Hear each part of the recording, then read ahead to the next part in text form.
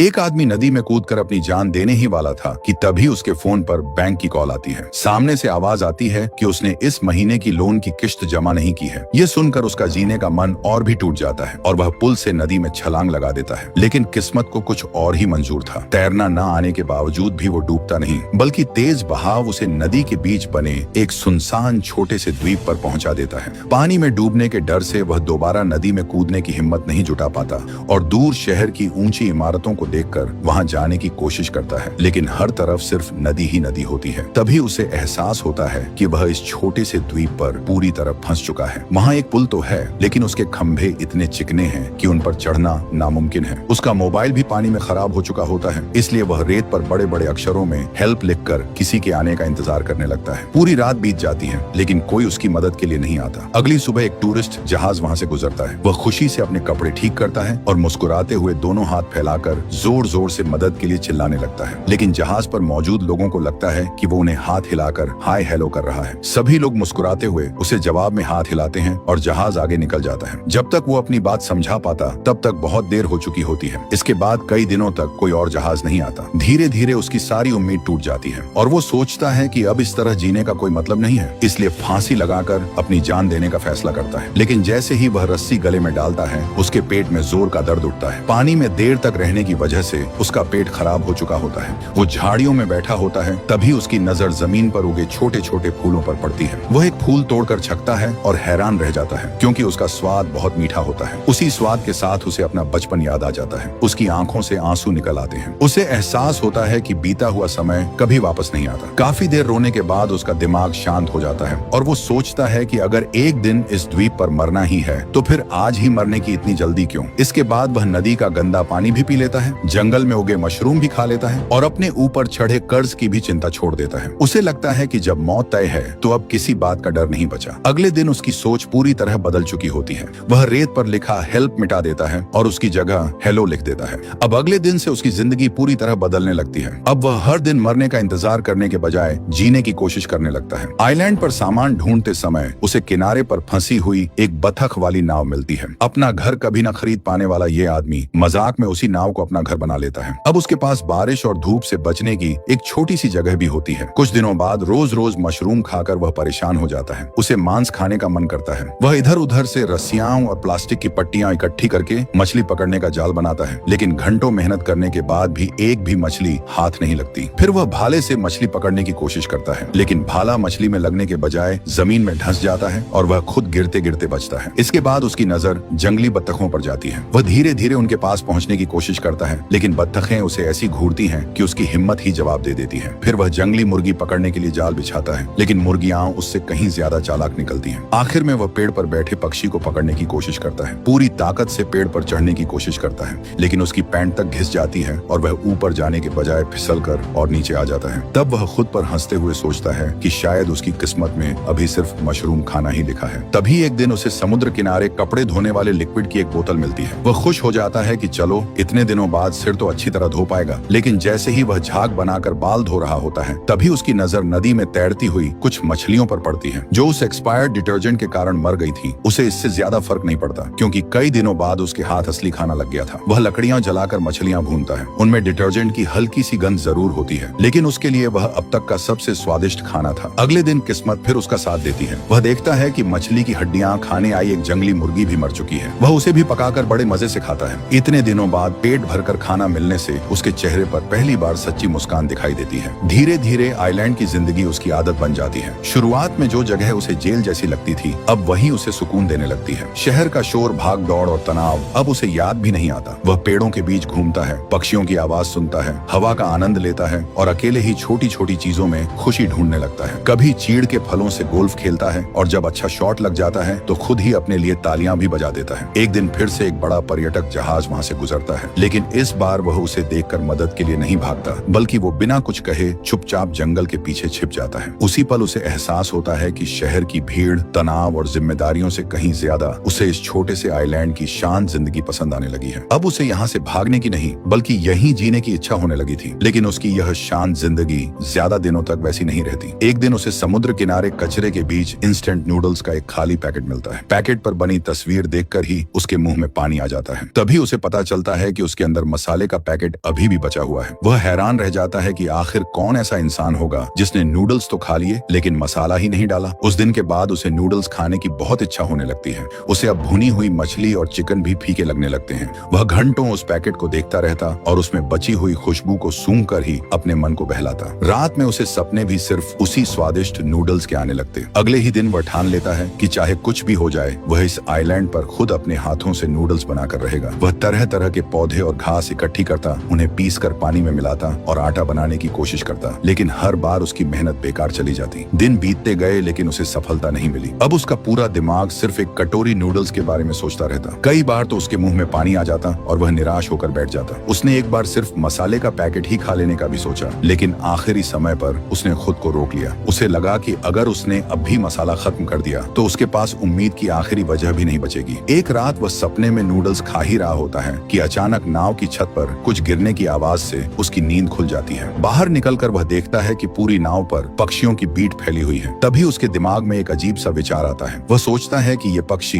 रोज कहीं न कहीं से अनाज खाकर आते हैं। अगर उनकी बीट में अनाज के दाने बचे हों तो शायद उनसे फसल उगाई जा सकती है। ये सोचकर वह अपने पुराने क्रेडिट कार्ड से सारी बीट इकट्ठा करता है और आइलैंड के बीचों बीच जमीन साफ करके एक छोटा सा खेत तैयार करता है। उसके पास खेती का कोई सामान नहीं होता, इसलिए वो नाव की सीट को ही फावड़े की तरह इस्तेमाल करता है। घंटों मेहनत करके मिट्टी तैयार करता है और जो भी दाने उसे मिलते हैं उन्हें सावधानी से बो देता है। इसके बाद अपने पुराने सूट से एक पुतला बनाकर खेत के बीच खड़ा कर देता है। लेकिन इस दौरान उसे बिल्कुल भी अंदाजा नहीं होता कि शहर की एक ऊंची इमारत से एक लड़की पिछले कई दिनों से उसकी हर हरकत देख रही है। वह लड़की गंभीर सामाजिक डर और अकेलेपन में जी रही होती है। उसका कमरा कचरे से भरा रहता है और खिड़कियों पर हमेशा पर्दे लगे रहते हैं। उसकी माँ रोज दरवाजे के बाहर खड़ी होकर उससे पूछती कि उसे खाने में क्या चाहिए, लेकिन लड़की कभी सामने नहीं आती। वह सिर्फ मोबाइल पर मैसेज करके जवाब देती। उसकी माँ खाना दरवाजे के बाहर रख देती और उसके जाने के बाद ही लड़की दरवाजा थोड़ा सा खोलकर खाना अंदर ले जाती। अपनी असली पहचान से दूर रहने के लिए वह इंटरनेट पर किसी और की तस्वीरों और कहानियों से एक नकली पहचान बनाकर ब्लॉग चलाती थी। उस वर्चुअल दुनिया में वह जैसी चाहती वैसी बन सकती थी। वहाँ कोई उसके चेहरे के निशानों को नहीं देखता था, लेकिन असल जिंदगी में वह किसी से नजर मिलाने की भी हिम्मत नहीं कर पाती थी।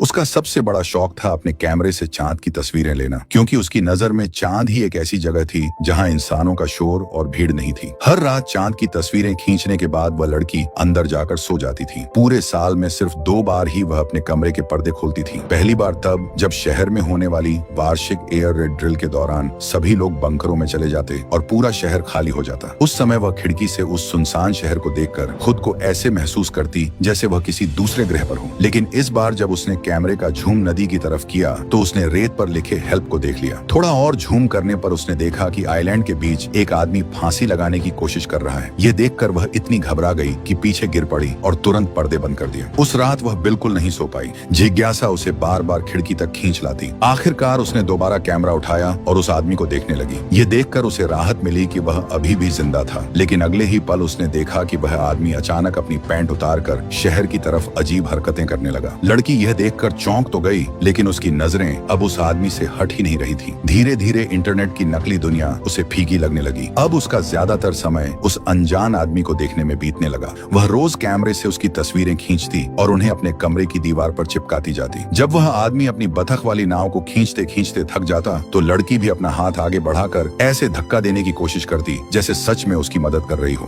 पहली बार उसके मन में किसी इंसान से जुड़ने और उससे बात करने की इच्छा जागी थी। तभी एक दिन वह आदमी हमेशा की तरह समुद्र किनारे कुछ काम की चीजें ढूंढ रहा था। तभी अचानक उसकी नजर एक अजीब सी चमक पर पड़ी। उसने ऊपर देखा तो एक कांच की बोतल पेड़ की शाखा में फंसी हुई थी। वह जल्दी से बोतल उतार कर खोलता है। अंदर सिर्फ एक सफेद कागज था जिसमें हेलो लिखा था। ये देखकर वह हैरान रह गया। उसे तुरंत याद आया कि कुछ दिन पहले उसने भी रेत पर हेलो लिखा था। वह नदी के किनारे जाकर दूसरी तरफ देखने लगा कि कहीं कोई सचमुच उसे देख तो नहीं रहा। फिर अचानक उसके दिमाग में आया कि शायद सामने कोई सनकी या अजीब इंसान रहता हो। ये सोचकर उसने तुरंत अपने पुतले की पैंट उतारकर खुद पहन ली, ताकि अगर कोई उसे देख भी रहा हो तो वह बेवजह शर्मिंदा न हो। लेकिन उसके मन की बेचैनी खत्म नहीं हुई। सच जानने के लिए उसने भी एक जवाब को रेत में लिख दिया। अगले दिन ठीक उसी जगह उसे फिर एक बोतल मिली। कांपते हाथों से उसने उसे खोला। इस बार अंदर उसके संदेश का जवाब था। अब उसे यकीन हो गया कि नदी के उस पार कोई ऐसा इंसान है जो उससे बात करना चाहता है। उस दिन के बाद उसकी जिंदगी फिर बदल गई। अब वह अकेला नहीं था। हर नए संदेश के साथ उसके अंदर जीने की नई उम्मीद जागने लगी। वह पहले से कहीं ज्यादा मेहनत से अपने खेत में काम करने लगा और फिर एक सुबह उसकी मेहनत रंग लाई। मिट्टी से एक छोटा सा मकई का पौधा बाहर निकल आया था। वह घुटनों के बल बैठकर उसे देर तक देखता रहा। उसकी आंखों में खुशी के आंसू थे। उसे महसूस हुआ कि अगर यह पौधा बड़ा हो गया तो एक दिन वह अपने हाथों से आटा बनाकर आखिरकार अपने सपनों वाले इंस्टेंट नूडल्स भी बना सकेगा। लंबे समय बाद पहली बार उसे भविष्य का इंतजार अच्छा लगने लगा। दिन बीतते गए और मकई का पौधा